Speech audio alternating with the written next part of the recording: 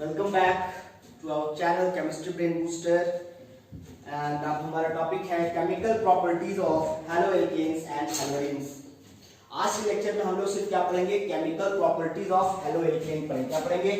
Chemical properties of haloalkane.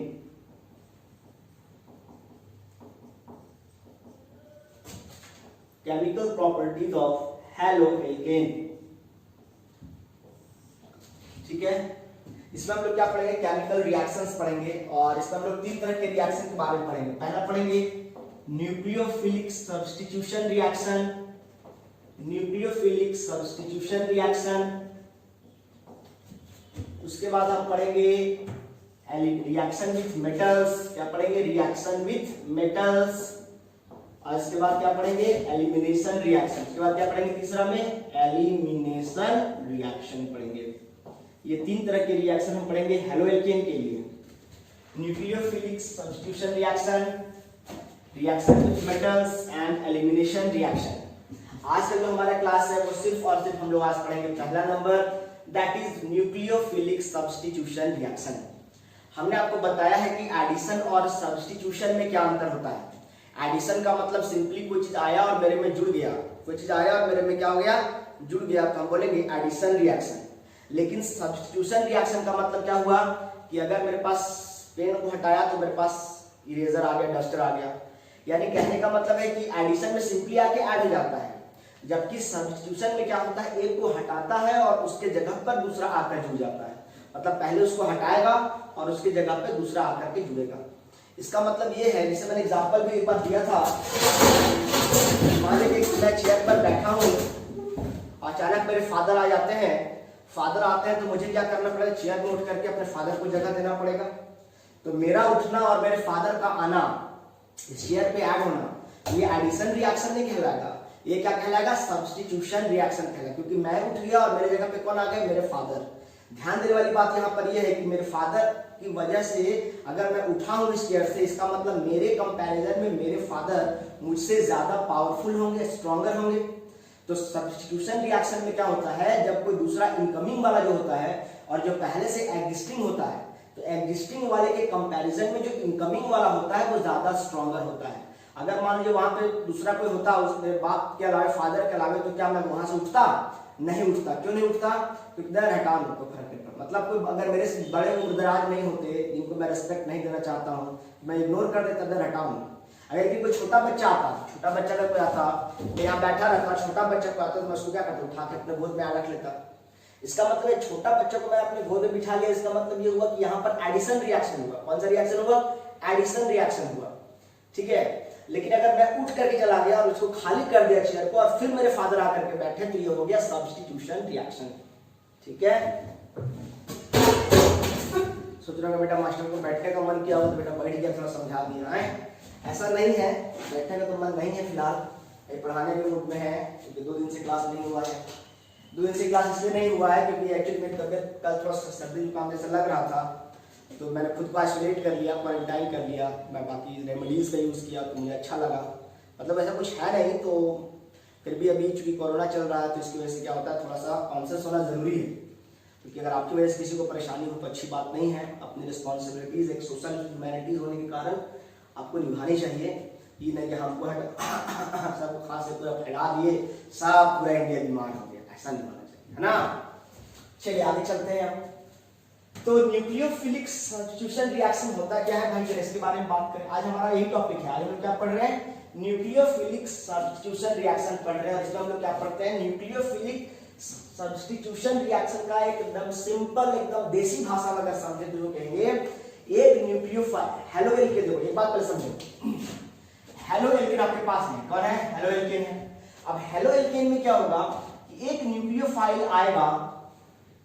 अभी क्या होता है बताएंगे, न्यूक्लियोफाइल, एक न्यूक्लियोफाइल आएगा और एक दूसरा न्यूक्लियोफाइल जो पहले से मौजूद है वो बाहर निकल जाएगा और क्या हो जाएगा, RNU मतलब न्यूक्लियोफाइल प्लस X बाहर हो जाएगा। तो यहां पर क्या हुआ, ये आपके पास हेलोएल्केन था और हेलोएल्केन में क्या हुआ, एक हेलोएल्केन में जो पहले से जो न्यूक्लियोफाइल था, वो हेलोजन जो था उसको न्यूक्लियोफाइल बोल रहे हैं, वो हेलोजन क्या हुआ, निकला और उसके जगह पर उसके कंपैरिजन में, इस हेल्प एक्स के कंपैरिजन में उससे ज्यादा ताकतवर वाला, उससे ज्यादा स्ट्रॉन्गर न्यूक्लियोफाइल उसको डिस्प्लेस कर दिया और उसका जगह खुद ऑक्यूपाई कर लिया और उसको चलता कर दिया। यानी क्या हुआ? सब्स्टिट्यूशन हुआ। एक को हटाकर उसके जगह पे खुद सेट हो जाना मतलब क्या हुआ? सब्स्टिट्यूशन हुआ। और किसका सब्स्टिट्यूशन हुआ? तो न्यूक्लियोफाइल का सब्स्टिट्यूशन हुआ। इसीलिए क्या बोलते हैं? Nucleophilic substitution reaction. ठीक है, अब बता रहे हैं न्यूक्लियोफाइल क्या होता है। पहले न्यूक्लियोफिलिक के बारे में बात कर ले। क्या होता है न्यूक्लियोफिलिक? देखिए मैं थोड़ा साइड हो जा रहा हूं। इसका मतलब है such reactions in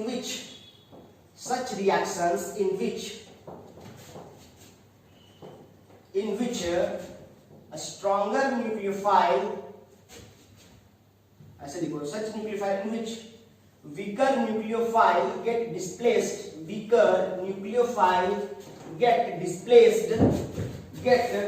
displaced मतलब विस्थापित कर देना, by another stronger nucleophile. Such reaction in which weaker nucleophile get displaced by another stronger nucleophile are called nucleophilic substitution reaction. सब लिखने का मतलब नहीं है, वेस्टेज ऑफ टाइम है, आप समझ रहे हैं ना। Nucleophilic substitution reaction. अब इसके बाद हम बात करते हैं कि न्यूक्लियोफाइल्स क्या होते हैं। ये समझिएगा, न्यूक्लियोफाइल्स आप जानते हैं कि इलेक्ट्रोफाइल मतलब electro plus file, electron loving species. उसी प्रकार न्यूक्लियोफाइल का मतलब होता है न्यूक्लियस लविंग स्पीसीज। न्यूक्लियो मतलब न्यूक्लियस और फाइल मतलब लविंग। न्यूक्लियो मतलब न्यूक्लियस और फाइल मतलब लविंग, न्यूक्लियस लविंग। और न्यूक्लियस में क्या क्या होता है? एटम के न्यूक्लियस में प्रोटॉन एंड न्यूट्रॉन। तो न्यूट्रॉन पे तो कोई चार्ज नहीं होता है, सिर्फ प्रोटॉन पे चार्ज होता है। कैसा चार्ज होता है? Positive charge. तो इसको हम क्या बोल सकते हैं? Proton file, proton loving species बोल सकते हैं। या इसको क्या बोलेंगे? प्रोटॉन लविंग केमिकल स्पीसीज, या इसको क्या बोलेंगे? Nucleus loving species. क्या बोलेंगे इसको? Nucleus loving species. इसका मतलब या इसको बोल सकते हैं पॉजिटिव चार्ज लविंग स्पीसीज, यानी जो पॉजिटिव चार्ज से प्यार करेगा, पॉजिटिव चार्ज लविंग स्पीसीज, इसी को हम बोलते हैं न्यूक्लियोफाइल्स। मतलब इसके पास पहले से नेगेटिव चार्ज होगा तब ना पॉजिटिव चार्ज से प्यार करेगा। तो न्यूक्लियोफाइल का मतलब होता है प्लस, जिसको प्लस से प्यार हो, जिसको पॉजिटिव से प्यार हो, उसके पास ऑलरेडी नेगेटिव बहुत ज्यादा है, तो इसको नेगेटिव को नलिफाई करने के लिए, न्यूट्रल करने के लिए इसको पॉजिटिव चाहिए। तो क्या कहते हैं इसको भाई? जैसे कि, और न्यूक्लियोफाइल होने के लिए क्या क्या होना चाहिए? न्यूक्लियोफाइल होने के लिए क्या क्या चाहिए? उसके पास या तो नेगेटिव चार्ज होना चाहिए, यानी न्यूक्लियोफाइल मस्ट हैव इट मतलब न्यूक्लियोफाइल मस्ट हैव, इसके पास क्या होना चाहिए? या तो नेगेटिव चार्ज होना चाहिए, या लोन पेयर ऑफ इलेक्ट्रॉन होना चाहिए। क्या होना चाहिए? लोन पेयर ऑफ इलेक्ट्रॉन या फ्री पेयर ऑफ इलेक्ट्रॉन कह सकते हैं। फ्री पेयर ऑफ इलेक्ट्रॉन्स या नेगेटिव चार्ज, या फिर क्या होना चाहिए? एटलीस्ट 1 पाई बॉन्ड होना चाहिए। क्या होना चाहिए? एटलीस्ट 1 पाई बॉन्ड होना चाहिए। पाई बॉन्ड तो मतलब डबल बॉन्ड होना चाहिए। बात समझ में आ रहा है? यानी कि न्यूक्लियोफाइल किसी को हम तब बोलेंगे जब उसके पास नेगेटिव चार्ज हो, या उसके पास लोन पेयर ऑफ इलेक्ट्रॉन हो, या उसके पास एक सिंगल बॉन्ड हो, मतलब सिंगल एक पाई बॉन्ड हो, उसके पास एटलीस्ट कम से कम एक डबल बॉन्ड उसके पास मौजूद हो। तो वैसे केमिकल स्पीसीज को हम न्यूक्लियोफाइल कहते हैं। जैसे एग्जांपल दे सकते हैं कुछ न्यूक्लियोफाइल्स के सर आप? हाँ दे सकते हैं। जैसे कि OH माइनस, जैसे कि OH माइनस, जैसे कि क्या ले सकते हैं? Cl माइनस, जैसे क्या ले सकते हैं? Cl माइनस, जैसे क्या ले सकते हैं? AgCN, क्या ले सकते हैं? AgCN। देखो Cn का मतलब क्या होता है? कार्बन और नाइट्रोजन के बीच में ट्रिपल बॉन्ड होता है। और क्या ले सकते हैं? I माइनस, क्या ले सकते हैं? Br माइनस, क्या ले सकते हैं? जहां माइनस का चार्ज है इसका मतलब क्या है? माइनस चार्ज कब आता है? जब कोई किसी से इलेक्ट्रॉन लेता है, उसका इलेक्ट्रॉन अपनी तरफ खींच लेता है। और जब माइनस चार्ज आता है मतलब लोन पेयर उसके साथ तो रहेगा ही रहेगा। माइनस का मतलब उसका इलेक्ट्रॉन खींचा है, मतलब एक अपना वाला और जिससे खींचा उसका, एक अपना वाला और एक जिससे खींचा उसका, तो दो, इसका मतलब एक पेयर बन जाता है, दैट इज लोन पेयर। जहां पे नेगेटिव चार्ज होता है वहां पर लोन पेयर छुपा हुआ होता है। ये बार बार लिखने की जरूरत नहीं है। अगर छोटा है दिख नहीं रहा है तो समझिएगा Br पे माइनस है तो इसका मतलब लोन पेयर है, Cl पे माइनस है, I पे माइनस है मतलब लोन पेयर है। बात समझ में आ रहा है? उसी प्रकार H2O ऑक्सीजन पे क्या है? लोन पेयर है कि नहीं है? तो लोन पेयर इसका मतलब क्या होगा? ये न्यूक्लियोफाइल कहलाएगा। इलेक्ट्रॉन उसके पास जाता है ना जी। अब भैया तेरे पास माइनस जाता है, इलेक्ट्रॉन जाता है, तो तुमको क्या चाहिए न्यूट्रल होने के लिए? प्रोटॉन चाहिए, प्लस चार्ज चाहिए। तो कहने का मतलब H2O, या फिर क्या कह सकते हैं अमोनिया NH3, इसके पास भी क्या है लोन पेयर है। तो जिसके पास लोन पेयर हो, जिसके पास नेगेटिव चार्ज हो, या जिसके पास बॉन्ड की संख्या डबल बॉन्ड हो, ट्रिपल बॉन्ड हो, तो वैसे केमिकल स्पीशीज क्या कहे जाते हैं? न्यूक्लियोफाइल्स कहे जाते हैं। तो समझ में आया यहाँ Nu का मतलब क्या है? न्यूक्लियोफाइल। हमने लोन पेयर क्यों लगाया था? क्योंकि इस पे नेगेटिव चार्ज था। अब आपके पास हेलो एल्केन है, तो हेलो एल्केन जब न्यूक्लियोफाइल के साथ रिएक्शन करेगा तो हेलो एल्केन का जो हैलोजन है वो नेगेटिव बनकर निकल जाएगा, ठीक है। और जैसे ये नेगेटिव बनकर, देखो यहाँ पे क्या हुआ, अब इस रिएक्शन को समझो जरा, ध्यान समझना यार क्या होगा। फिर समझो, आपके पास आपने क्या लिया है? एक न्यूक्लियोफाइल लिया है। न्यूक्लियोफाइल कुछ भी हो सकता है। हमने मान लिया NU लिख दिया शॉर्ट में, NU मतलब न्यूक्लियोफाइल। NU पे क्या है? नेगेटिव चार्ज होना चाहिए, it must have negative charge, या लोन पेयर या फिर पाई इलेक्ट्रॉन्स। तो हमने मान लिया कोई भी न्यूक्लियोफाइल इस पे नेगेटिव चार्ज है, जब नेगेटिव चार्ज रहेगा तो लोन पेयर रहेगा। इसका जब रिएक्शन करवाएंगे हेलो एल्केन के साथ, इसका रिएक्शन करवाएंगे हेलो के साथ, तो ऐसा करने से क्या होगा? मान लो ये मैं हूं और ये मेरे फादर हैं, मैं ये चेयर है और इस चेयर पे मैं बैठा हूं और ये मेरे फादर हैं। जैसे ही मैं अपने फादर को देखूंगा तो मैं क्या करूंगा? अपने चेयर से उठूंगा। इसका मतलब कैसे उठूंगा मैं? अब चेयर से उठेंगे तो अपना शरीर लेकर उठेंगे जी, चेयर से उठेंगे मतलब क्या? शरीर छोड़कर आत्मा खाली उठा देंगे, चलो हम चलते हैं, मेरा बाप आ गया, तेरा बाप आया। ऐसा थोड़ी होता है कि आत्मा उठा दिया शरीर वही रहेगा, ऐसा तो नहीं होगा, पूरा शरीर को उठाएंगे। इसका मतलब क्या होगा? जब हाइड्रोजन हटेगा तो हाइड्रोजन हटेगा, कैसे हटेगा? तो हाइड्रोजन क्या हटेगा? क्योंकि कार्बन और हाइड्रोजन में हाइड्रोजन ज्यादा इलेक्ट्रोनेगेटिव है, तो हाइड्रोजन जब निकलेगा तो कैसे निकलेगा? अपना इलेक्ट्रॉन तो एक रहेगा ही रहेगा, और कार्बन वाला इलेक्ट्रॉन भी लेकर निकलेगा ना। R मतलब क्या है? एल्काइल कार्बन, तो उसका भी इलेक्ट्रॉन लेकर निकलेगा, एक अपना वाला हो गया। हाइड्रोजन पे क्या होगा? एक अपना वाला इलेक्ट्रॉन हो गया और एक किसका वाला? किसका वाला? R वाला। अब चूंकि इसका इलेक्ट्रॉन खींचा तो इस पे कैसा चार्ज आ जाएगा? माइनस। अब R पे कैसा चार्ज आ जाएगा? R अपना इलेक्ट्रॉन दिया तो प्लस, यानी R के पास क्या हो गया? प्लस चार्ज हो गया, पॉजिटिव चार्ज हो गया। क्यों पॉजिटिव चार्ज हो? क्योंकि उसने अपना इलेक्ट्रॉन हाइड्रोजन को दे दिया। अब ये क्या है? न्यूक्लियोफाइल। न्यूक्लियोफाइल क्या होता है? Nucleus loving species, positive charge loving species. अब जैसे ही इस पे पॉजिटिव चार्ज आएगा तो ये न्यूक्लियोफाइल क्या करेगा? ये न्यूक्लियोफाइल क्या करेगा? इस पॉजिटिव के पास जाकर अटैक करेगा कि अटैक करेगा? और इसका R प्लस और इसका माइनस, इसके पास इलेक्ट्रॉन की कमी है और इसके पास इलेक्ट्रॉन ज्यादा है, तो क्या करेगा? बताओ। NU के पास 2 इलेक्ट्रॉन था, तो एक अपने पास रखेगा। R के पास एक भी इलेक्ट्रॉन नहीं था, तो R को एक इलेक्ट्रॉन दिया। R को पहले से पॉजिटिव चार्ज था, लेकिन R को चूंकि अपना एक इलेक्ट्रॉन दिया तो R पे कैसे चार्ज आ जाएगा? नेगेटिव। और न्यूक्लियोफाइल को पहले से कैसे चार्ज था? नेगेटिव, लेकिन अपना एक इलेक्ट्रॉन R को दिया, तो दिया मतलब क्या हो गया? पॉजिटिव। इसका मतलब इसके पास नेगेटिव था तो पॉजिटिव हो गया, तो न्यूट्रल हो गया। इसके पास पहले से पॉजिटिव था, एक इलेक्ट्रॉन लिया तो नेगेटिव हो गया, तो positive negative neutral, positive negative neutral. अब इसके पास भी एक इलेक्ट्रॉन, इसके पास भी एक इलेक्ट्रॉन, क्या कर लेगा ये लोग? बॉन्डिंग कर लेगा। तो क्या बना दिया? RNU। बचा क्या? प्लस शेष, ये वाला क्या हो गया? शेष बच गया। तो क्या बनेंगे? X हैलोजन बच गया। तो जो ये जो न्यूक्लियोफाइल, ये भी तो न्यूक्लियोफाइल बन गया। अब सवाल आता है कि जब ये न्यूक्लियोफाइल था ही तो ये हटा क्यों दूसरे न्यूक्लियोफाइल के लिए? तो वही बात है, जब हम भी तो इंसान थे, चेयर पे बैठे हुए, तो हम हटे क्यों? मैं भी तो इंसान था, मैं भी तो चेयर पे बैठा हुआ था, तो मैं हटा क्यों? क्योंकि मेरे फादर आए, यानी मेरे से स्ट्रॉन्गर न्यूक्लियोफाइल आए। तो यहाँ पर हैलोजन क्यों हटा? क्योंकि हैलोजन के कंपैरिजन में स्ट्रॉन्गर न्यूक्लियोफाइल आया और ये क्या कर दिया? हैलोजन को डिस्प्लेस कर दिया। और जब हैलोजन हटता है, निकलता है हैलोजन से, तो क्या करता है? तो भी एक न्यूक्लियोफाइल बन के निकलता है। लेकिन इस न्यूक्लियोफाइल को यहाँ पर हम न्यूक्लियोफाइल नहीं कहते हैं, इसको हम यहाँ पर क्या कहते हैं? न्यूक्लियोफ्यूज कहते हैं। क्या कहते हैं? न्यूक्लियोफ्यूज। तो न्यूक्लियोफ्यूज क्या होता है? एग्जाम पूछेगा। तो न्यूक्लियोफिलिक सब्स्टिट्यूशन रिएक्शन में हेलो एल्केन से जब हैलोजन बाहर निकलता है एज अ न्यूक्लियोफाइल, जो आउटगोइंग न्यूक्लियोफाइल होता है, जो आउटगोइंग न्यूक्लियोफाइल होता है हैलोजन के रूप में, उसी को हम क्या कहते हैं? न्यूक्लियोफ्यूज कहते हैं। और जो इनकमिंग न्यूक्लियोफाइल होता है, जो हैलोजन को डिस्प्लेस करता है, जो इनकमिंग न्यूक्लियोफाइल होता है, जो पहले से एग्जिस्टिंग न्यूक्लियोफाइल के कंपैरिजन में ज्यादा स्ट्रॉन्गर होता है, तो उसको हम क्या बोलते हैं? इसको बोलेंगे न्यूक्लियोफाइल और इसको बोलेंगे न्यूक्लियोफ्यूज।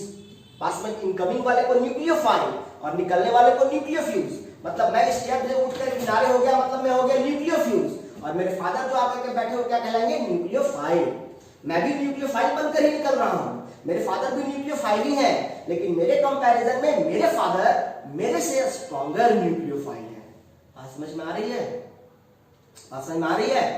हाँ, तो यही होता है न्यूक्लियोफिलिक सब्स्टिट्यूशन रिएक्शन। अभी तक हम लोगों ने क्या क्या पढ़ा? क्या होता है न्यूक्लियोफिलिक सब्स्टिट्यूशन रिएक्शन, क्या होता है न्यूक्लियोफाइल्स, कैसे होते हैं न्यूक्लियोफाइल्स, उनके एग्जांपल्स। ये सारे के सारे क्या है? हैलोजन के कंपैरिजन में स्ट्रॉन्गर न्यूक्लियोफाइल्स हैं। ठीक है, चलिए आगे हम बात करते हैं इसके बाद। अब रिएक्शन कैसे होता है? अब एक बात समझिएगा, न्यूक्लियोफिलिक सब्स्टिट्यूशन रिएक्शन होता कैसे है? How nucleophilic substitution reaction occurs? तो आंसर है बाय टू वेज, दो तरीके से न्यूक्लियोफिलिक सब्स्टिट्यूशन रिएक्शन होता है। इसको मिटाते हैं।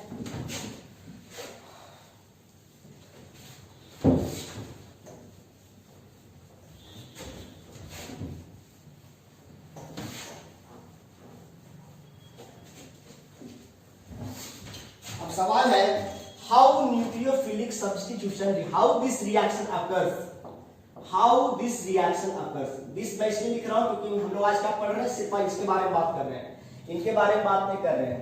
हाउ दिस रिएक्शन अकर्स, तो कौन सा रिएक्शन? दिस का मतलब यहाँ क्या है? Nucleophilic substitution reaction. तो आपका आंसर होगा बाय टू वेज, दो तरीके से ये रिएक्शन होता है।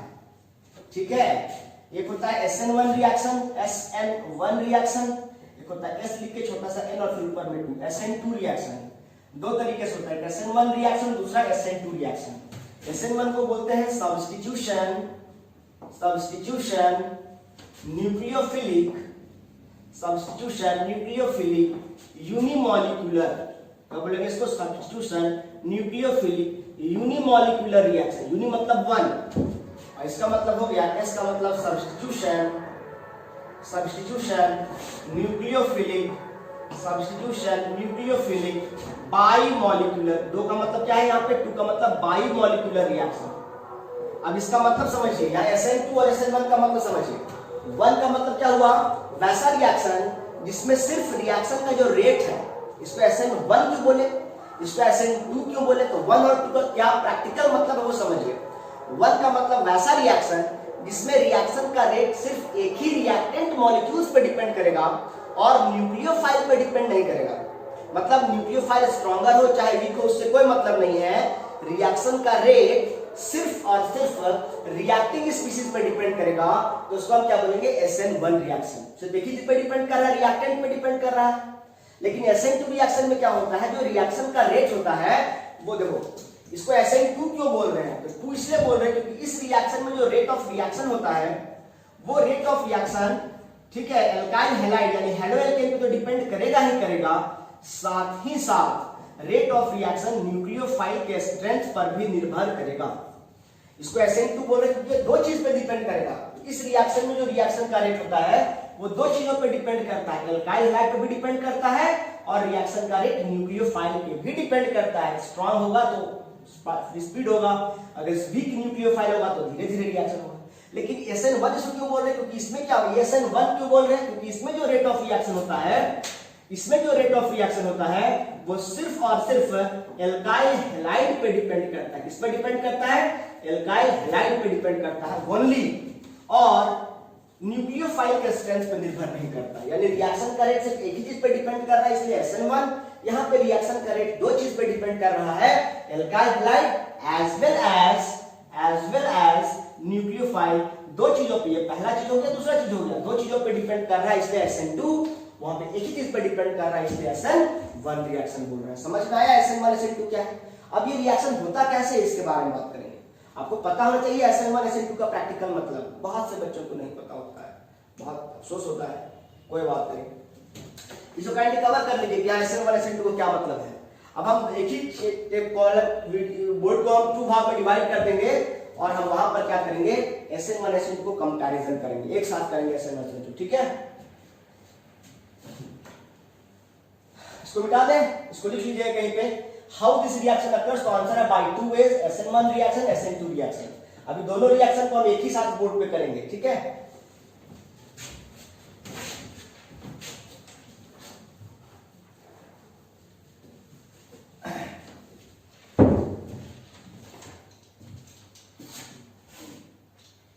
देखिए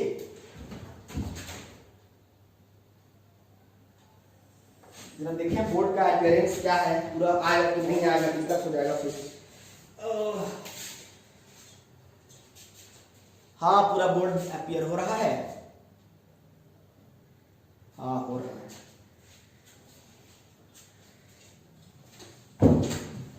देखते हैं, चलिए सबसे पहले हम बात करेंगे, इधर हम लिख रहे हैं SN1 रिएक्शन, इधर हम लिखेंगे SN2 रिएक्शन, इधर क्या लिखेंगे SN2, इधर क्या लिखेंगे SN1। SN1 रिएक्शन के लिए 3 डिग्री अल्काइल हैलाइड लेने की जरूरत होती है। क्या लेने की जरूरत होती है? 3 degree alkyl halide. SN1 reaction कौन परफॉर्म करता है? 3 degree alkyl halide generally perform this reaction, generally perform this reaction, यानी SN1 रिएक्शन कौन परफॉर्म करता है? 3 डिग्री अल्काइल हैलाइड। उसके लिए क्या होना चाहिए? No need of stronger nucleophile, no need of stronger nucleophile. Nucleophile strong भी रहे तब भी चलेगा, वीक रहे तब उससे कोई फर्क नहीं पड़ता है कि न्यूक्लियोफाइल स्ट्रॉन्गर है कि वीकर है, उससे कोई दिक्कत नहीं है। इसमें और क्या होता है? Polar solvent is required. क्या क्या जरूरत पड़ता है? Polar solvent is required. ठीक है, ये SN1 रिएक्शन है। This reaction occurs in 2 step, this reaction occurs in 2 steps. भले इसका नाम SN1 है लेकिन ये 2 स्टेप में पूरा होता है। ठीक है, ये क्या होता है? अगर आपके पास क्या है CH3 CH3 CH3 Br, ये 3 डिग्री अल्काइल हैलाइड है, इसको हमने रिएक्शन करवाया KCN के साथ, पोटेशियम साइनाइड, एक स्ट्रॉन्गर न्यूक्लियोफाइल है। ऐसा करने से क्या होगा? CH3 CH3 CH3 और जहां Br है वहां पर क्या हो जाएगा? Cn और प्लस KBr अलग हो जाएगा। ठीक है, समझ में आया क्या हो गया? ये क्या है? 3 डिग्री अल्काइल हैलाइड है। ठीक है, इसका क्या नाम हो जाएगा? 1 ब्रोमो 1 डाइमिथाइल इथेन। ठीक है, ब्रोमो इथेन बोल सकते हैं, 1 डाइमिथाइल ब्रोमो इथेन। या फिर क्या ये पोटेशियम साइनाइड है। जब ये आपस में रिएक्शन किया, कैसा रिएक्शन किया? ये SN1 रिएक्शन किया। कैसा रिएक्शन किया? SN1। अब इस रिएक्शन का मैकेनिज्म क्या है देखिए। इस रिएक्शन में एक्चुअली हुआ क्या? ये 2 स्टेप में हुआ। पहला स्टेप में क्या हुआ देखिए, पहला स्टेप में क्या हुआ? पहला स्टेप में जब CH3 था, CH3 CH3 Br, पहला स्टेप में क्या हुआ? यहां से Br अलग हुआ। ठीक है, पहला स्टेप में क्या हुआ? Br अलग हुआ। क्यों? क्योंकि अभी बताया ना हम क्यों अलग हुए चेयर से, क्यों अलग हुए? क्योंकि मेरे फादर आए ना, यहाँ पर क्या है? न्यूक्लियोफाइल से रिएक्शन करवा रहे हैं। जब न्यूक्लियोफाइल को देख करके क्या करेगा? ये अलग हो जाएगा। तो यहाँ CH3 रहेगा और इसमें क्या आ जाएगा? पॉजिटिव चार्ज, और ब्रोमीन पे क्या आ जाएगा? Negative charge. ब्रोमीन पे क्या, यहां से क्या जाएगा? ब्रोमीन बाहर निकलेगा, रिमूवल ऑफ ब्रोमीन हो जाएगा। ठीक है, यहां से क्या होगा? ब्रोमीन माइनस होगा, यानी ब्रोमीन यहां से क्या होगा? रिमूव करेगा। बस पहला स्टेप में क्या होगा? अब ये क्या बोलेंगे? इसको बोलेंगे 3 डिग्री कार्बोकेटायन। क्या बोलेंगे इसको? 3 डिग्री कार्बोकेटायन। अब दूसरा स्टेप में क्या होगा? जब इसको पोलर सॉल्वेंट के साथ रिएक्शन करवाएंगे, तो पोलर सॉल्वेंट के साथ जब रिएक्शन करवाएंगे तो क्या होगा? अगला स्टेप में जब यहाँ पे क्या आएगा? Cn माइनस आएगा। ठीक है, KCN से क्या होगा? K प्लस और Cn माइनस होगा ना जी। यहाँ जो KCN कैसे उठेगा? K प्लस और Cn माइनस में होगा ना। तो ये Cn माइनस जो है ये क्या करेगा? ये जाकर के अब इस पे अटैक कर देगा। इसमें प्लस चार्ज है तो अटैक करके क्या बन जाएगा? CH3 और यहाँ पे क्या हो जाएगा? Cn हो जाएगा। क्या हो जाएगा? Cn प्लस क्या बनेगा? यहाँ का Br माइनस, हाँ, और यहाँ का K प्लस, तो क्या बनेगा? प्लस KBr, प्लस क्या बनेगा? KBr। अब ये रिएक्शन 2 स्टेप में हुआ, स्टेप 1 स्टेप 2। अब ये जो स्टेप 1 है, ये इसको बोलेंगे स्टेप 1। ये कैसा स्टेप है? स्टेप 1। और स्टेप 1 कैसा होगा? ये फास्ट होगा कि स्लो होगा? ये CH3 इससे ये बन रहा है 3 डिग्री कार्बोकेटायन, तो ये स्टेप फास्ट होगा कि स्लो होगा? तो आपका जवाब होना चाहिए ये रिएक्शन स्लो होगा। ये रिएक्शन क्या होगा? स्लो होगा। एक छोटा बच्चा है जिसको माँ घसीट कर पकड़ कर कॉलर पकड़ खींच के स्कूल लेके जा रही है। क्यों लेके जा रही है स्कूल? वो रो रहा है, गिड़ा रहा है, उलट रहा है, पलट रहा है, नहीं जाएंगे। क्यों नहीं जाना चाह रहा है? क्योंकि वो अपनी माँ को छोड़कर नहीं जाना चाहता है, क्योंकि वहां पे अपनी माँ की गोद में वो सिक्योर फील करता है। पता नहीं बाहर क्या हो जाएगा, नहीं हो जाएगा, कौन मारेगा पीटेगा, क्या होगा, उसको अजीब सा लगता है, तो वो इनसिक्योर फील करता है बाहर, इसलिए वो वहां नहीं जाना चाहता है अपनी माँ को छोड़ करके। घर में उसको कितना पढ़ाओ कोई दिक्कत नहीं, लेकिन स्कूल जब भेजने की बारी आता है पहला दूसरा दिन स्टार्टिंग में, तो बहुत नखरा करता है। तो कहने का मतलब क्या है, ये स्टेबल से कोई भी चीज को स्टेबल है पहले से, और स्टेबल को अगर आप अनस्टेबल कर दीजिएगा, स्टेबल से अनस्टेबल होना चाहेगा, पैसा निकालने को बोलेगा 100 रुपये धीरे धीरे निकालिए, लेकिन लेने बोलेगा तुरंत डाल दीजिएगा। तो कहने का मतलब क्या है, ये जो स्टेट है ये स्टेबल है और इससे कार्बोकेटायन बन रहा है, पॉजिटिव चार्ज, अनस्टेबल हो रहा है। वैसे 3 degree carbocation is more stable other than cation. दूसरे कार्बोकेटायन के कंपैरिजन में 3 डिग्री कार्बोकेटायन मोर स्टेबल है। आप जानते हैं कि जो एल्काइल ग्रुप होता है वो इलेक्ट्रॉन डोनेटिंग ग्रुप होता है। ऐसा होता है इलेक्ट्रॉन डोनेटिंग ग्रुप। इस कार्बन के पास प्लस चार्ज है, मतलब इलेक्ट्रॉन की कमी है, लेकिन इस कमी को पूरा करने के लिए 3-3 इसके पास पहले से एल्काइल ग्रुप मौजूद है। इस कमी का एहसास नहीं होने देंगे। इसे कहने का मतलब मेरा बर्थडे है तो मेरे मामा भी हमको मेरे बर्थडे में पैसा देते हैं, मेरी नानी भी देती है, मेरे पापा भी देते हैं, ठीक है। हमको देने वाला पैसा 3-3 आदमी है, और एक दूसरा बच्चा है जिसको कोई पैसा नहीं देता है, खाली मम्मी देती है, जिस पर मम्मी पैसा नहीं दी, ठीक है। तो ज्यादा खुश कौन रहेगा, हम। अगर मेरे मामा नहीं दिए तो मेरे नाना देंगे, नाना नहीं दिए तो मेरे पापा देंगे। तो कहने का मतलब 3 डिग्री कार्बोकेटायन है, इसके पास 3-3 अल्काइल ग्रुप है, और ये अल्काइल ग्रुप क्या होते हैं, इलेक्ट्रॉन डोनेटिंग ग्रुप होते हैं। यानी इस सेंट्रल कार्बन के पास जो कार्बन इलेक्ट्रॉन की कमी है, उस कमी को पूरा करने के लिए 3-3 अल्काइल ग्रुप इलेक्ट्रॉन देकर इसके कमी का एहसास इसको नहीं होने देंगे। लेकिन फिर भी इसके पास चूंकि पॉजिटिव चार्ज है तो कमी ना, भले इसको मांगना पड़ेगा, मिल जाएगा तुरंत, लेकिन मांगना तो पड़ेगा। शर्मा कैसे मांगे, मामा से का बोले। तो कहने का मतलब क्या है कि इसको मिल तो जाएगा, लेकिन क्या है, इसको थोड़ा मांगना तो पड़ेगा। इस हिसाब से इसके कंपैरिजन में ये क्या है, अनस्टेबल है। तो अस्टेबल से अनस्टेबल जाएगा तो भाई स्टेप तो स्लो ही होगा ना, ये रिएक्शन तो स्लो होगा ना। तो स्टेप 1 क्या होता है, ये स्लो स्टेप होता है। क्या होता है, ये स्लो स्टेप। क्यों स्लो हुआ समझ में आया, क्योंकि ये स्टेबल से क्या हो रहा है, अनस्टेबल। लेकिन दूसरा बार फिर अनस्टेबल से क्या हो रहा है, स्टेबल। यहाँ पे पॉजिटिव है, इसको तुरंत इलेक्ट्रॉन देने वाला मिल रहा है, तो ये क्या होगा, अब ये स्टेप 2 क्या होगा, फास्ट होगा। क्या होगा, ये फास्ट होगा। क्यों फास्ट होगा, क्योंकि अनस्टेबल से क्या हो रहा है, स्टेबल। 3 डिग्री कार्बन क्या है, अनस्टेबल। वैसे उतना अनस्टेबल नहीं है, उतना जितना हम समझ रहे हैं उतना भी अनस्टेबल नहीं है, क्योंकि 3 डिग्री कार्बोकेटायन है। अगर 2 डिग्री कार्बोकेटायन 1 डिग्री कार्बोकेटायन में कंपैरिजन करने बोलेगा तो 3 degree carbocation is more stable then 2 degree carbocation, and 2 degree carbocation is more stable then 1 degree carbocation. अगर नहीं समझता है जी जाहिल लोग, देखो यहां पर क्या है, CH3 प्लस चार्ज। यहां पर क्या है, CH3 हाइड्रोजन प्लस चार्ज। यहां पर क्या है, CH3 हाइड्रोजन प्लस चार्ज। अब लोग तीनों ज्यादा स्टेबल कौन है, देखो इसके पास इलेक्ट्रॉन की कमी है, इस कमी को पूरा करने के लिए 3-3 लोग हैं यहाँ पे। अगर इसका कमी का एहसास होता नहीं होने देंगे, लेकिन यहाँ पर देने वाला कितने हैं, 2 ही, और यहाँ पर देने वाला कितना है, 1 ही। तो तीनों कार्बन पे पॉजिटिव चार्ज है, बट क्या है, इसके पास देने वाले 3-3 हैं, इसका मतलब ये ज्यादा स्टेबल है। स्टेबिलिटी ऑर्डर क्या हो जाएगा, 3 डिग्री कार्बोकेटायन, 2 डिग्री कार्बोकेटायन और 1 डिग्री कार्बोकेटायन में स्टेबिलिटी ऑर्डर क्या होगा, 3 degree more stable then 2 degree and 2 degree more stable then 1 degree. तो हम लेकिन फिर भी अनस्टेबल तो है ना, प्लस चार्ज तो अनस्टेबल तो है ना। अलग बात है कि 3 डिग्री 2 डिग्री 1 डिग्री में 3 डिग्री ज्यादा स्टेबल है, बट है तो अनस्टेबल। तो कहने का मतलब क्या है कि अगर आपके पास 3 डिग्री एल्काइल हैलाइड है, और 3 डिग्री एल्काइल हैलाइड को जब आप क्या करेंगे, ये इससे पहला स्टेप में क्या होता है, ये टूटता है। क्यों टूटा, क्योंकि इसके पास आपने क्या ले आया, न्यूक्लियोफाइल ले आया, stronger nucleophile as comparison to halogen bromine. तो ये स्टेप स्लो होगा। लेकिन दूसरा स्टेप जैसे ही अनस्टेबल से स्टेबल होने की बारी आएगी तो ये स्टेप क्या हो जाएगा, फास्ट हो जाएगा। यहां पर न्यूक्लियोफाइल चाहे आप स्ट्रॉन्गर भी होते चाहे वीकर भी होते, उससे कोई फर्क नहीं पड़ता है। ये चूंकि 3 डिग्री अल्काइल हैलाइड है, जब तक इधर से ये खाली नहीं होगा ब्रोमीन यहां से, तब तक इसके पास इनकमिंग न्यूक्लियोफाइल इस सेंट्रल कार्बोकेटायन पे अटैक नहीं कर पाएगा। क्योंकि ये जो तीनों CH3 ग्रुप है ये बल्कि ग्रुप है, ध्यान समझिएगा। ये 1 इसको SN1 क्यों बोले, ध्यान समझिएगा। यहाँ पे कितना स्ट्रॉन्गर न्यूक्लियोफाइल क्यों नहीं आ रहा है, लेकिन भी क्या करेगा, इस सेंट्रल कार्बन तक नहीं पहुंच पाएगा, क्योंकि चारों तरफ से बॉडीगार्ड से घिरा हुआ है। मतलब मैं विराट कोहली हूं और मेरे चारों तरफ सिक्योरिटी भरे पड़े हैं, तो क्या होगा, क्या मैं विराट कोहली तक ऑटोग्राफ लेने के लिए पहुंच पाऊं, क्या कोई मेरे पास पहुंच पाएगा ऑटोग्राफ लेने के लिए, नहीं, क्योंकि बहुत सारे सिक्योरिटीज में घिरा पड़ा हूं। तो कितना बड़ा आदमी भी अगर क्यों नहीं आएगा वहां पे उस टाइम पे, या फिर मैं बहुत चारों तरफ भीड़ से घिरा हुआ हूँ, चारों तरफ क्राउड से घिरा हुआ हूँ, तो कोई बहुत बड़ा VIP भी आएगा तो उसको 2 मिनट भीड़ छटने का इंतजार करना पड़ेगा, छटने करना पड़ेगा।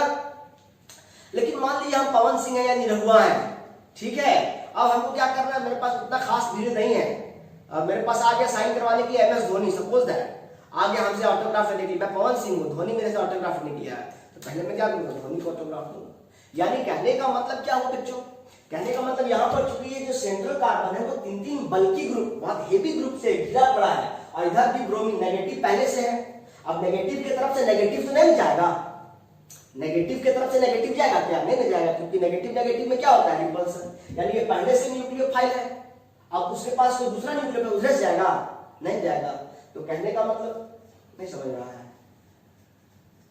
समझ रहा है, मैं ज्यादा एग्जांपल मत दो, क्लास में नहीं है, वीडियो रिकॉर्ड कर रहे हैं। तो कहने का मतलब क्या है, यहाँ पर ये जो ब्रोमीन है ये ऑलरेडी एक न्यूक्लियोफाइल है, तो इधर से न्यूक्लियोफाइल तो नहीं जाने देगा। अब इधर से बल्कि ग्रुप ये नहीं जाने देगा, इन दोनों के बीच में नहीं जाने देगा, क्योंकि बल्कि ग्रुप है, बल्कि ग्रुप है। यानी सेंट्रल कार्बन तक पहुंचना डिफिकल्ट है, चाहे वो स्ट्रॉन्गर हो चाहे वो वीकर हो। यानी इसीलिए हमने बोला कि 3 degree alkyl halide generally perform this reaction. बात समझ में आ रहा है SN1? तो यहाँ पर रिएक्शन का रेट सिर्फ और सिर्फ किस पे डिपेंड कर रहा है, एल्काइल हैलाइड पे डिपेंड कर रहा है, न्यूक्लियोफाइल के स्ट्रेंथ पे निर्भर नहीं कर रहा है, इसीलिए ये SN1 रिएक्शन है। बात समझ में आ रहा है? अब हम SN2 रिएक्शन की बात करेंगे, इसकी बात करेंगे। SN2 रिएक्शन की अगर हम बात करते हैं,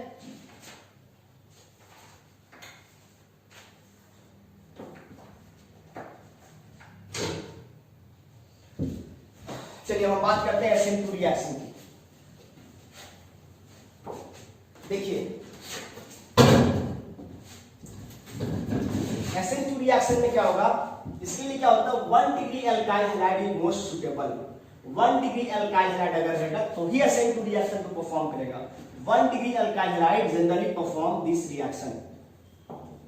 1 degree alkyl halide generally perform this reaction, यानी SN2 रिएक्शन कौन परफॉर्म करता है, 1 डिग्री अल्काइल हैलाइड। इसके लिए क्या होता है, no polar solvent is required. Polar solvent की आवश्यकता नहीं है, no polar solvent is required. यहाँ कोई पोलर सॉल्वेंट की आवश्यकता नहीं है।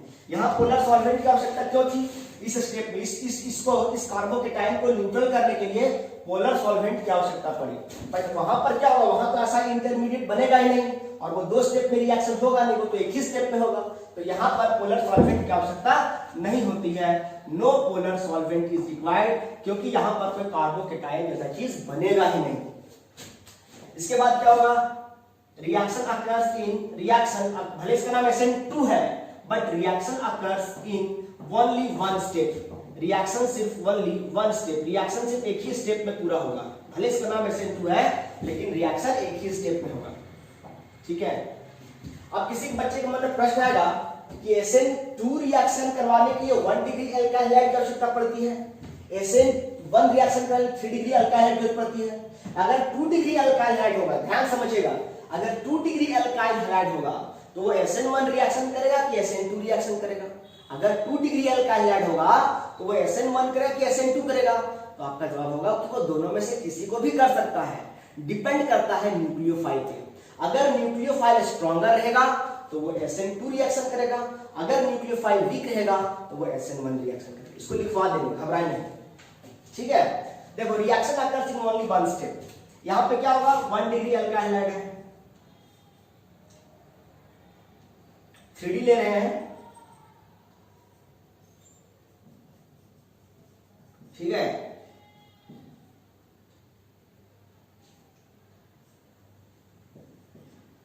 ले लिया।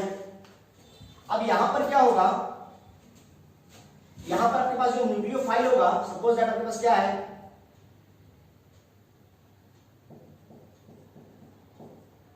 बड़ा लिखते हैं,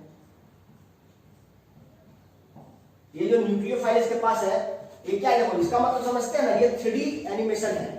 ये क्या है, wedge and dash representation of molecule है। जो डॉटेड लाइन है इसका मतलब क्या है, वो बोर्ड के अंदर है, वो हाइड्रोजन कहां है, बोर्ड के अंदर है, इनसाइड द प्लेन। और ये जो थिक लाइन, जो मोटा लाइन है, इसका मतलब ये क्या है, आउटसाइड द प्लेन। यानी एक हाइड्रोजन प्लेन के ऊपर है, एक हाइड्रोजन प्लेन के नीचे है, और जो नॉर्मल लाइन है इसका मतलब ये ऑन द प्लेन है। मतलब एक अंदर है, एक बाहर है, एक दोनों प्लेन पर है। अब यहां पर क्या होगा, यहां पर न्यूक्लियोफाइल का आना कार्बन के पास, सेंट्रल कार्बन के पास, और ब्रोमीन का निकलना, दोनों प्रक्रियाएं साथ साथ होंगी। जैसे जैसे न्यूक्लियोफाइल सेंट्रल कार्बन के करीब आता जाएगा, वैसे वैसे ही यहां से ब्रोमीन निकलता जाएगा। जैसे ही इसके करीब आ जाएगा वैसे से दूर हो जाएगा। एक समय ऐसा आएगा ये पूरी तरीके से दूर हो जाएगा और ये पूरा इस पर अटैक करेगा। इसका मतलब यहाँ पे न्यूक्लियोफाइल का स्ट्रॉन्गर होना जरूरी है।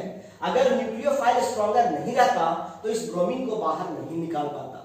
यहाँ पर incoming of nucleophile and outgoing of nucleofuge दोनों प्रक्रियाएं साइमल्टेनियसली चलती हैं, यानी यहाँ पे इसीलिए एक ही स्टेप में रिएक्शन होता है। बात समझ में आता है? ये एक ही स्टेप में क्यों होता है? क्योंकि incoming of nucleophile and outgoing of nucleofuge both occur simultaneously due to stronger nucleophile as comparison to halogen. अब जैसे ही यहाँ पे क्या होगा, अब जैसे ही ये आएगा तो तुरंत से क्या होगा, यहां पर जो कार्बन है ये हाइड्रोजन यहीं रह जाएगा, हाइड्रोजन ऐसे हो जाएगा, यहां पर क्या हो जाएगा, हाइड्रोजन हो जाएगा और यहां पर क्या हो जाएगा, यहां पर क्या हो जाएगा, न्यूक्लियोफाइल हो जाएगा प्लस यहां पर क्या हो जाएगा, Br-। एक बात ध्यान देने वाली बात है, अभी जब न्यूक्लियोफाइल नहीं था R इसके पास, ठीक है, जब ब्रोमीन इधर था तो बाकी के हाइड्रोजन इस साइड झुके हुए, देखिए इस साइड थोड़े झुके हुए हैं, लेकिन जैसे न्यूक्लियोफाइल अटैक किया तो जो चीज इधर था वो चीज उधर चला गया, उधर चला गया। मतलब जो चीज पहले इधर था वो चीज इधर चला गया, इधर चला गया, क्योंकि इधर क्या जुड़ गया, न्यूक्लियोफाइल। ध्यान देने वाली बात ये है यहाँ पर, ठीक है। यहाँ पर क्या हुआ, इन्वर्जन हुआ। जस्ट लाइक मान लीजिए छाता लेकर आप चल रहे हैं, अचानक से हवा चला, छाता उल्टा हो गया, छाता उल्टा हो गया, मतलब छाता पहले ऐसे था अम्ब्रेला, हवा चला, छाता उल्टा हो गया, तो ये क्या हो गया, इन्वर्जन हुआ वहां पर अम्ब्रेला का। बिल्कुल वहां पर देखिए ऐसा ही हो रहा है। जैसे ही न्यूक्लियोफाइल अटैक किया तो जो चीजें भले ही साइड द प्लेन था, जो चीजें इधर था उसका झुकाव अब न्यूक्लियोफाइल के डर से उधर हो गया है। यानी यहाँ पर क्या हुआ, inverted like an umbrella, inverted like umbrella. यानी पूछेगा इन्वर्जन किसमें होता है, SN1 रिएक्शन में, SN2 रिएक्शन में। तो SN2 रिएक्शन में क्या होता है, इन्वर्जन होता है। ध्यान रखने वाली बात है, SN1 रिएक्शन में इन्वर्जन हुआ था क्या, नहीं, बट SN2 रिएक्शन में क्या हुआ, इन्वर्जन। इधर की चीजें कहां चली गई, इधर चली गई, जो ऐसे था वो कैसे हो गया, ऐसे हो गया। तो कहने का मतलब यहां पर क्या हुआ कि यहां पर ध्यान देने वाली बात है, incoming of nucleophile, incoming of stronger nucleophile, incoming of stronger nucleophile as well as outgoing of nucleofuge as well as outgoing of nucleofuge, समझ रहे किसको, यहाँ पे ब्रोमीन क्या कहलाएगा, nucleofuge as well as outgoing of nucleofuge occurs simultaneously। क्या होता है, दोनों एक साथ होता है, simultaneously, and hence the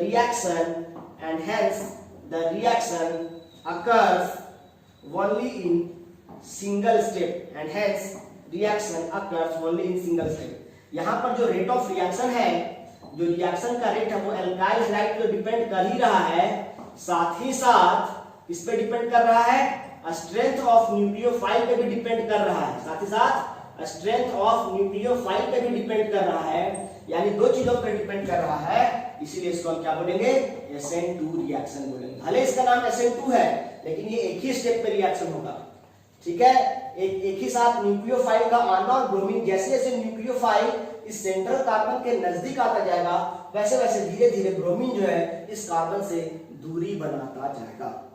मान लो अगर आप किसी से बात करते हैं, मान लो मैं किसी XYZ किसी से बात करता हूँ, किसी लड़की से फोन बात करता हूँ, लेकिन अब उससे मैं कम बात कर रहा हूँ, इसका ये मतलब है अगर मैं इससे, या फिर चलो एग्जांपल देते हैं, मान लो कि मेरी कोई गर्लफ्रेंड थी, उससे मेरी शादी नहीं हो पा रही है, मेरी शादी किसी दूसरी लड़की से हो रही है, मेरी गर्लफ्रेंड जो थी उससे मेरी शादी नहीं हो रही, किसी दूसरे से मेरी शादी हो रही है, तो हम क्या करेंगे, अब क्या करेंगे, मजबूरी है मेरे पास, तो क्या करेंगे, जिससे मेरी शादी हो रही है उसको हम ज्यादा टाइम देंगे, और जिससे जो मेरी गर्लफ्रेंड उसको हम कम टाइम देंगे, तभी तो हम उसको टाइम बचा के उसको दे पाएंगे। यानी जिससे हम पहले ज्यादा बात करते थे अपनी गर्लफ्रेंड से, उससे हमको बात कम करना पड़ेगा, तब न जाकर के हम इसको टाइम दे पाएंगे, तब ना मेरा फोन इंगेज नहीं रहेगा, तब ना हम अपना टाइम अपने होने वाली वाइफ को दे पाएंगे। यानी कहने का मतलब क्या, एक से टाइम घटाएंगे तभी हम दूसरे को टाइम दे पाएंगे। तो वही बात यहाँ पर भी है, जैसे जैसे न्यूक्लियोफाइल इसके करीब आता जाएगा वैसे वैसे ये उससे दूर जाता जाएगा। एक समय ऐसा है पूरी तरीके से दूर हो जाएगा और ये पूरी साथ अटैच करेगा, एक साथ ऐसा होगा, क्योंकि ये प्रक्रिया एक साथ हो रहा है, इसीलिए इसमें एक ही स्टेप में रिएक्शन हो रहा है। ये रिएक्शन तभी होगा जब न्यूक्लियोफाइल इसके कंपैरिजन में स्ट्रॉन्गर होगा, यानी यहाँ पर न्यूक्लियोफाइल का स्ट्रॉन्गर होना जरूरी है। बट यहाँ पर न्यूक्लियोफाइल का स्ट्रॉन्गर होना जरूरी नहीं है। तो ये हो गया SN1, ये हो गया SN2 रिएक्शन। यानी SN1 रिएक्शन में 3 डिग्री अल्काइल हैलाइड चाहिए और SN2 रिएक्शन में 1 डिग्री अल्काइल हैलाइड चाहिए। और यहाँ पर क्या चाहिए? Stronger nucleophile is required. क्या चाहिए यहाँ पर? Stronger nucleophile is required. बात समझ, यानी स्ट्रॉन्गर न्यूक्लियोफाइल किसमें चाहिए? SN2 रिएक्शन में। तो वही हमने पूछा कि अगर मान लीजिए 1 degree alkyl halide SN2 reaction को जाता है, 3 डिग्री अल्काइल हैलाइड SN1 को जाता है, तो 2 डिग्री अल्काइल हैलाइड किसमें जाएगा? 2 degree alkyl halide SN1 reaction perform करेगा या SN2 रिएक्शन परफॉर्म करेगा? सवाल ये है 2 डिग्री अल्काइल हैलाइड SN1 करेगा या SN2 करेगा? तो ये दोनों में से कोई भी कर सकता है, दोनों में से कोई भी कर सकता है, डिपेंड करता है। अगर न्यूक्लियोफाइल स्ट्रॉन्गर रहेगा, अगर न्यूक्लियोफाइल स्ट्रॉन्गर रहेगा तो SN2 रिएक्शन करेगा। SN2 कब करेगा? जब न्यूक्लियोफाइल स्ट्रॉन्गर होगा, जब न्यूक्लियोफाइल स्ट्रॉन्गर होगा। अगर न्यूक्लियोफाइल वीक हो गया तो वो क्या करेगा? SN1 रिएक्शन परफॉर्म करेगा। यानी 2 डिग्री अल्काइल SN1 भी कर सकता है, SN2 भी कर सकता है, डिपेंड करता है न्यूक्लियोफाइल पर। न्यूक्लियोफाइल स्ट्रॉन्ग होगा तो SN2, न्यूक्लियोफाइल वीक होगा तो SN1 रिएक्शन परफॉर्म करेगा। बात समझ में आ रहा है? इन्वर्जन किसमें होता है? SN1 में, SN2 में? तो आपका जवाब है SN2 में होता है। इन्वर्जन क्या होता है डिटेल से पढ़ेंगे। एल्बिडेंट न्यूक्लियोफाइल भी अभी नहीं पढ़ाया आपको, हम ये भी पढ़ाएंगे क्या होता है एल्बिडेंट न्यूक्लियोफाइल्स। फिलहाल आप समझिए SN1 और SN2 रिएक्शन का मैकेनिज्म। ये क्लास आज सही रखते हैं, इसके बाद आगे हम लोग फर्दर पढ़ेंगे। ठीक है, थैंक यू। आप लोग लाइक एंड कमेंट काइंडली जरूर किया कीजिए ताकि मुझे समझ में आए आप लोग वीडियोस देख रहे हैं।